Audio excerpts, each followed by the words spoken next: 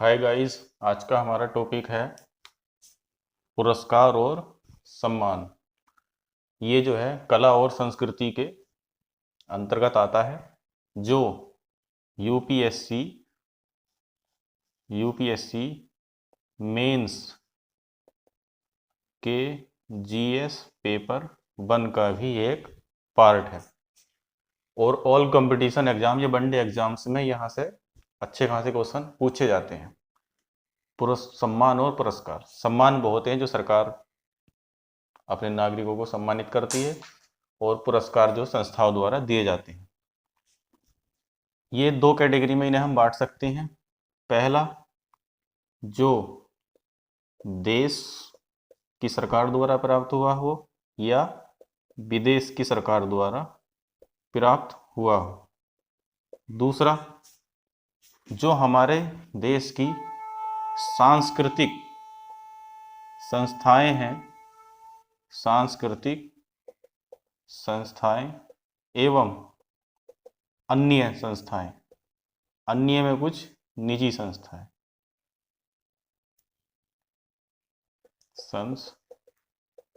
होती हैं, या विदेशी इंस्टीट्यूट, विदेशी संस्थाएं। इन सब के बारे में हम थोड़ा थोड़ा जानेंगे।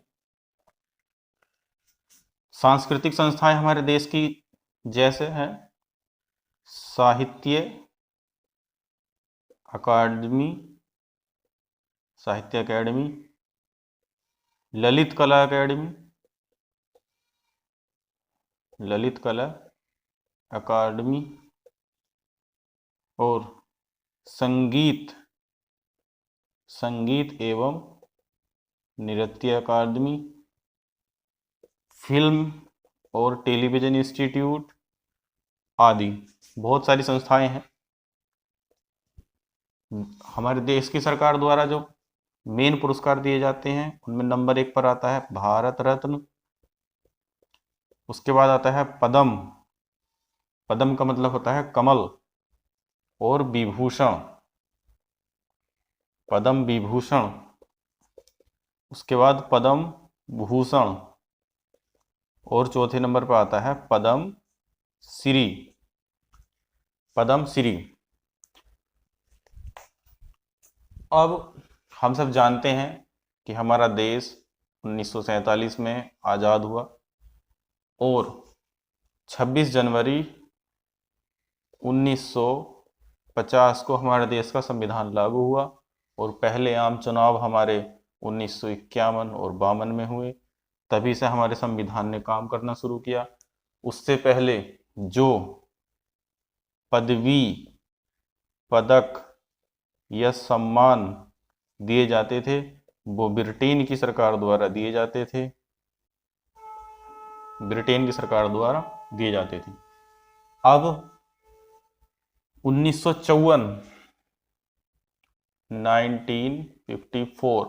में सरकार ने पदकों की शुरुआत करी। इसमें भारत रत्न देश का सर्वोच्च सम्मान है, और इसे पदवी के रूप में प्रयोग नहीं किया जा सकता।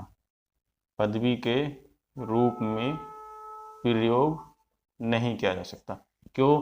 क्योंकि हमारे देश का जो संविधान है, हमारे देश के संविधान के आर्टिकल 18 के अनुसार समस्त पदवियों को निरस्त कर दिया गया है।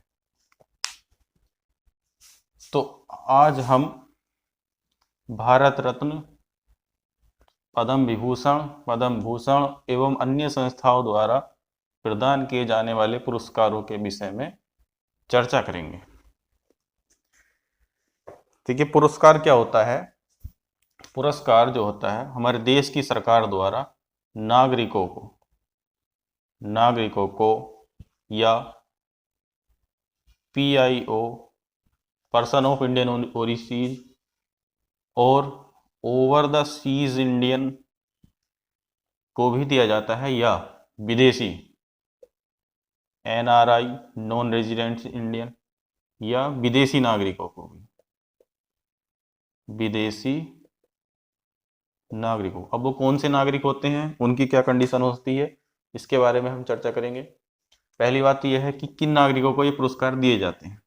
उन नागरिकों को सरकार सम्मानित करती है जिन्होंने उत्कृष्ट सृजन एवं राष्ट्र और समाज की सेवा में अमूल्य योगदान दिया हो।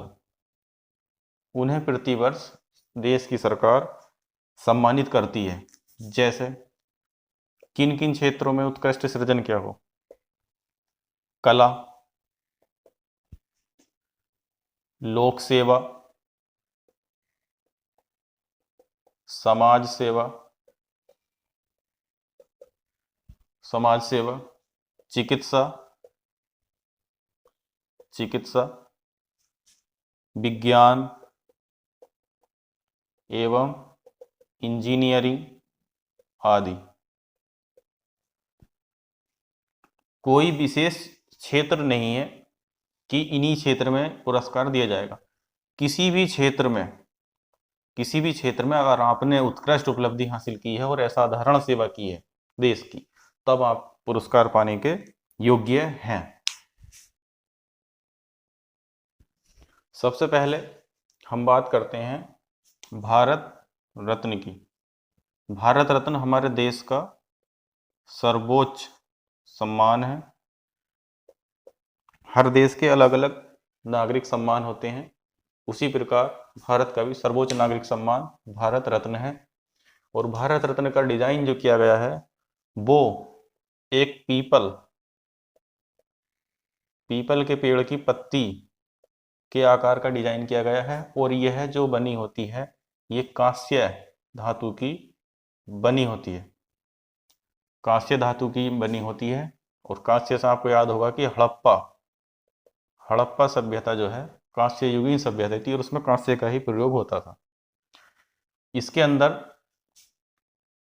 एक तरफ होता है उगता हुआ सूर्य और दूसरी तरफ हमारा राष्ट्रीय चिन्ह होता है। और इसमें देवनागरी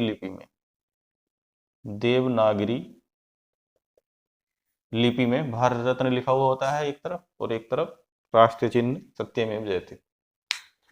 अब भारत रत्न ये तो आप जानती हैं 1954 में स्थापना हुई।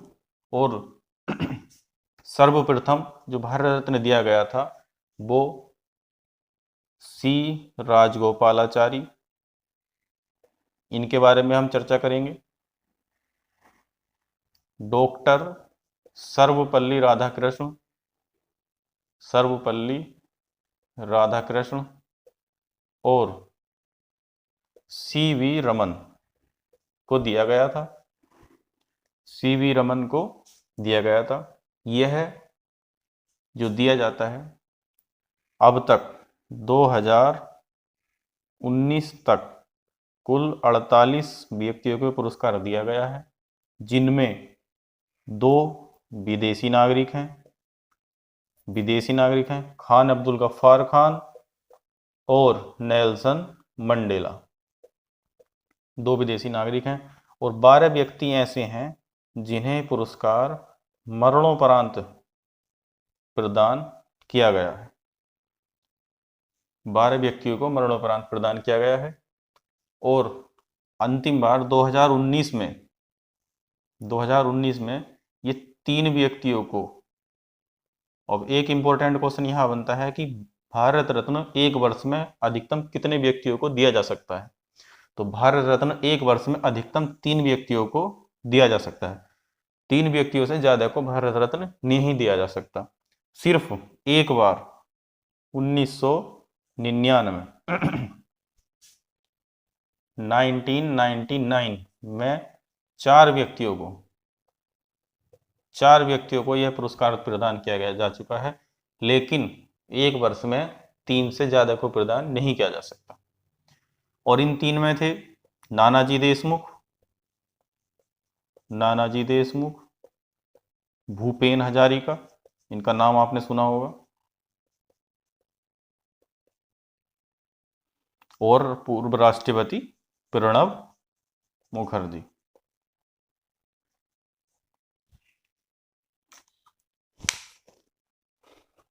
अब बात करते हैं कि भारत रत्न की इम्पोर्टेंस क्या है, कितना महत्वपूर्ण ये पदक हमारे लिए है। जिसे भारत रत्न मिलता है उन्हें क्या इसके लाभ मिलते हैं। सबसे पहली बात एक वरीयता सूची होती है, वरीयता सूची। इस वरीयता सूची के अनुसार जिस व्यक्ति को भारत रत्न मिलता है उसका क्रम 7A पर आ जाता है। अब ये सूची क्या है या ये क्रम क्या है? जब भी कोई सार्वजनिक समारोह या कुछ भी होता है तो उसमें बैठने के क्रम के हिसाब से ये सूची बनाई गई है, जिसमें वरीयता सूची की अगर हम बात करें तो सबसे पहले आते हैं देश के राष्ट्रपति, फिर उपराष्ट्रपति, तीसरे नंबर पर आते हैं प्रधानमंत्री। ये देखते रहना कि जिन्हें भारत रत्न मिलता है उनकी इंपॉर्टेंस कहाँ है। चौथे नंबर पर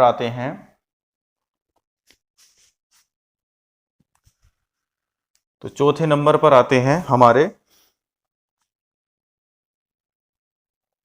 राज्यपाल, सभी राज्यों के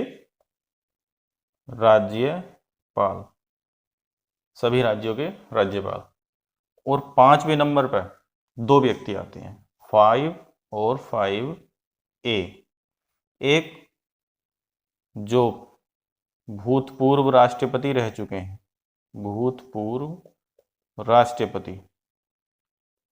और एक आते हैं हमारे उप प्रधानमंत्री। कभी कभी ऐसा हो जाता है कि दो प्रधानमंत्री बनते हैं जिनमें एक प्रधानमंत्री और एक उप प्रधानमंत्री। छठे नंबर पर, वरीयता क्रम के छठे नंबर पर आते हैं chief justice of India, supreme court के मुख्य न्यायाधीश, ये भारत के मुख्य न्यायाधीश। और लोकसभा के अध्यक्ष, लोकसभा स्पीकर। 7वें नंबर पर आते हैं विभिन्न राज्यों के मुख्यमंत्री, कैबिनेट मंत्री, कैबिनेट मिनिस्टर और योजना आयोग के उपाध्यक्ष। योजना आयोग तब है नहीं, नीति आयोग है। और 7A नंबर पर आते हैं भारत रत्न प्राप्त करता।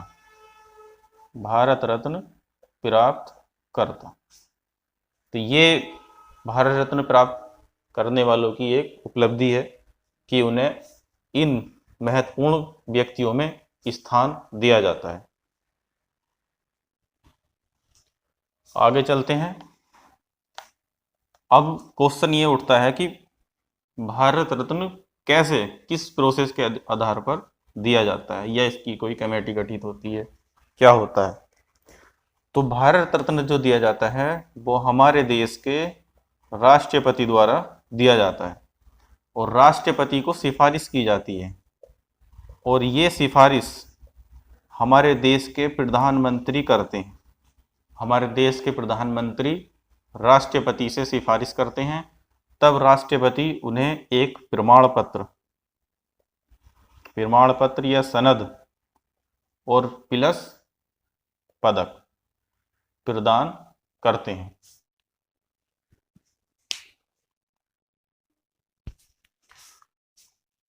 अब बात करते हैं हम भारत रत्न से संबंधित, हमने अधिकतर स्टडी कर ली है, जो चीज छूट गई है उसे हम आगे डिस्कस करेंगे। अब हम डिस्कस करते हैं पद्म भूषण और पद्मश्री। तो इनमें एक चीज कॉमन है कि इनका डिजाइन सेम ही है, एक वृत्त है और एक वृत्त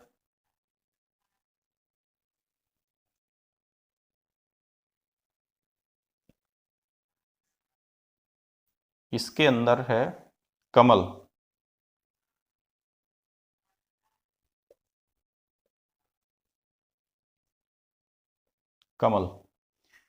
पद्म विभूषण एक वृत्त के अंतर्गत इस डिजाइन में एक कमल बना होता है। ऐसे ही डिजाइन पद्म भूषण का होता है और ऐसा ही डिजाइन पद्मश्री का होता है। अंतर केवल इतना है कि इनके जो कमल बने हुए हैं, तो इसमें ये सफेद सोने का बना होता है, सफेद सोना। इसमें मानक सोने का होता है और उसमें स्टेनलेस स्टील का होता है, स्टेनलेस स्टील। और इन्हीं के जो व्रत है, ये सभी का कांस्य धातु का बना होता है, कांस्य धातु का बना होता है। और प्रत्येक वर्ष गणतंत्र दिवस की संध्या पर, गणतंत्र दिवस की संध्या पर ये पुरस्कार दिए जाते हैं। 26 जनवरी को ये पुरस्कार दिए जाते हैं। और एक वर्ष में 120, भारत रत्न कितने का था? भारत रत्न एक वर्ष में सिर्फ 3 व्यक्तियों को दिए जा सकते हैं, उससे ज्यादा को नहीं जा सकते। लेकिन ये पदक 120 व्यक्तियों से ज्यादा को नहीं दिए जा सकते, सिवाय जो मरणोपरांत हैं उनको छोड़कर या जो विदेशी हैं उनको छोड़कर। 2021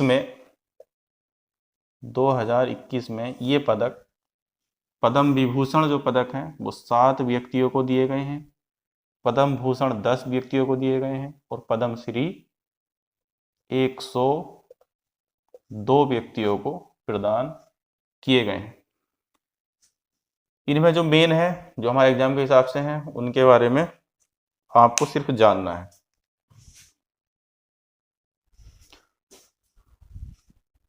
तो बात कर रहे थे हम पद्म विभूषण की। तो पद्म विभूषण 2021 में 7 व्यक्तियों को दिया गया है, जिनमें प्रथम है शिंजो आबे। शिंजो आबे, अभी हमने बात की थी कि ये विदेशी नागरिकों को भी पुरस्कार दिए जाते हैं। तो शिंजो आबे ये जापान के हैं प्रधानमंत्री, और इन्हें दिया गया है लोक मामलों के विषय में दिया गया है। विदेशियों को पुरस्कार कब दिए जाते हैं? जब उन्होंने भारत से संबंध घनिष्ठ बनाने में महत्वपूर्ण भूमिका निभाई हो, या वो भारत की संस्कृति, कला और संस्कृति के प्रति विशेष अनुराग रखते हों और उन्होंने भारतीय संस्कृति को अपने देश में और विदेश में प्रचार प्रसार करने में एक महती भूमिका निभाई हो, उन्हें हम ये पुरस्कार प्रदान करते हैं। दूसरे हैं नरेंद्र सिंह